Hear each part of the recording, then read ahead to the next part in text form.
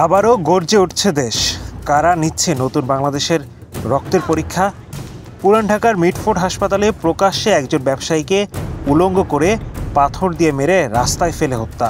এটা কেমন রাজনীতি? এটা কেমন বিপ্লব?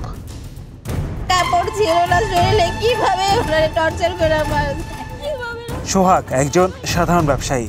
তার অপরাধ, তিনি চাঁদা দিতে নাকি অস্বীকার করেছিলেন, আর তার শাস্তি উলঙ্গ করে মারধর, পাথর ছুঁড়ে মৃত্যু, লাশের চারপাশে যুবদলের কর্মীদের বুনো উল্লাস। ঘটনার পরপর সার্জিস আলম স্ট্যাটাসে জানান, সবাই খারাপ, শুধু উনি ভালো। এই নাটক আর চলবে না। যেভাবে খুনি হাসিনার দায় আওয়ামী লীগের ঘাড়ে যায়, ঠিক একইভাবে যুবদল, ছাত্রদলের সন্ত্রাসীদের দায় আপনার। তারেক রহমান, এই হলো নতুন বাংলাদেশের ভবিষ্যতের রাজনীতি। যে বিপ্লব লুটপাট আর হত্যা ঢাকতে পারে না, সে বিপ্লবের কোনো সম্মান নেই।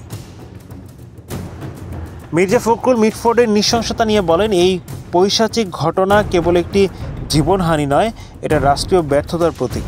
আমাদের রাজনীতির সঙ্গে সন্ত্রাস, বর্বরতার কোনো সম্পর্ক নেই। জামায়াতে আমির ডক্টর শফিকুর রহমান বলেছেন, হে মজলুম পরিবার, আমরা তোমাদের কাছে লজ্জিত।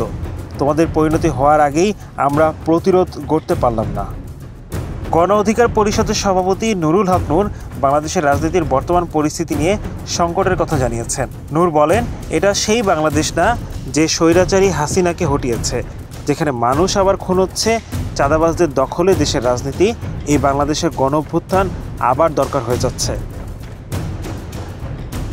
সবশেষ বিএনপির ভারপ্রাপ্ত চেয়ারম্যান তারেক রহমান বলেন, আমি বলেছিলাম অদৃশ্য শক্তির বিরুদ্ধে যুদ্ধ করতে হবে। তিনি আরও বলেন, অদৃশ্য অনেক শত্রু বা প্রতিপক্ষ আজ আস্তে আস্তে দৃশ্যমান হচ্ছে। আমরা যদি আমাদেরকে ঐক্যবদ্ধ না করি, আমাদের ভিতরে কেউ যদি কিছু কিছু কাজ করে থাকে যেগুলো জনসমর্থনযোগ্য নয়, তাহলে তাদের বিরুদ্ধে ব্যবস্থা নিতে হবে, তাদেরকে সরিয়ে দিতে হবে, তাদের সাথে সম্পর্ক রাখা যাবে না। আজ তা প্রমাণিত সত্য। ঘটনার পিছনে মৌলিক প্রশ্নগুলো এখনও উত্তর খুঁজছে। কেন একজন ব্যবসায়ীকে প্রকাশ্যে উলঙ্গ করে মারা হলো? কারা ছিল এই হামলায় সরাসরি জড়িত? কাদের ছত্রছায়ায় এত বড় সাহস পেল তারা?